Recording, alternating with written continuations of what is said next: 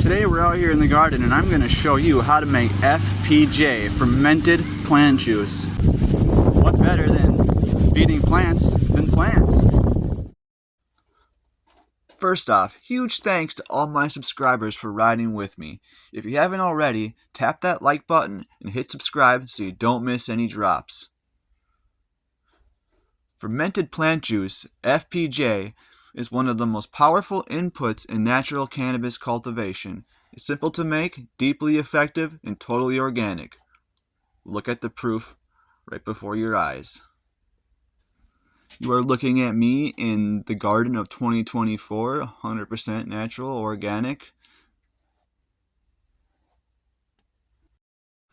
FPJ, fermented plant juice, is one of the most powerful inputs in natural cannabis cultivation. It's simple to make, deeply effective, and totally organic. I started by collecting wild weeds from outside, fast-growing, healthy plants with vibrant green growth. You can also use cannabis leaves, but only the tender tips. No sticks, stems, or woody parts, just soft, enzyme-rich tissue. Pack it into a jar.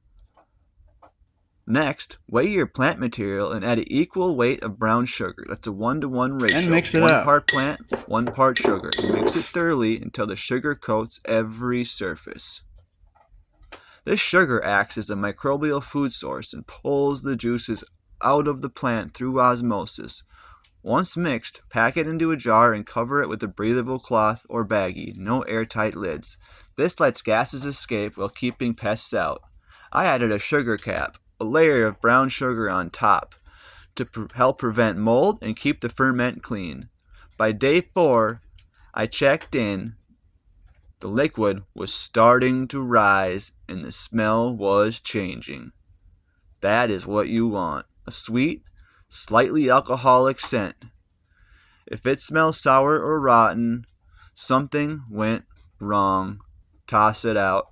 Start over, no big deal.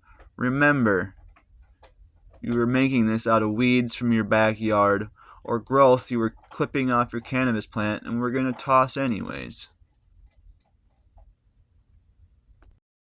Quick tip, if you want this to be pressed down more, if it seems like the liquid in here is not covering the green, you could put a baggie weighted with water in the top of this jar cavity as a weight to press down. Helps the fermentation process. By day 8, fermentation was complete. The plant material had floated and the liquid was rich and golden.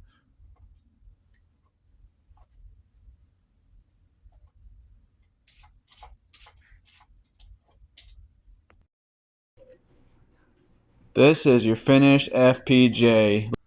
I then strained it into a clean jar. This is your FPJ. Stored in a cool, dark place with the loose lid, FPJ stays potent for up to 6 months. Just keep it out of direct sunlight and don't seal it airtight. The microbes are still alive and need to breathe. FPJ delivers a full spectrum of nutrients. Nitrogen for lush foliage, potassium for strong stems and flower support, calcium for cell wall strength, and enzymes that boost nutrient uptake. It also contains growth hormones and amino acids that fuel vigorous development. To apply as a soil drench, dilute 4 to 8 milliliters per gallon of water. That's a 1 to 500 to 1 to 1000 ratio. I poured mine into water outside and gave my plants a gentle soak at the base.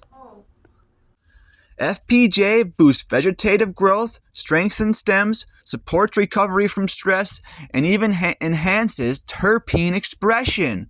It's a living input, and your plants will feel the difference. Thanks again for tuning in. If you found this helpful, drop a like, subscribe if you haven't yet, and keep growing with me, B-Herb. So all said and done, with about 10 minutes of time total over 8 days, I have about 12 ounces of some badass nutrients. The organic growing is fun, it's awesome, and I highly recommend it.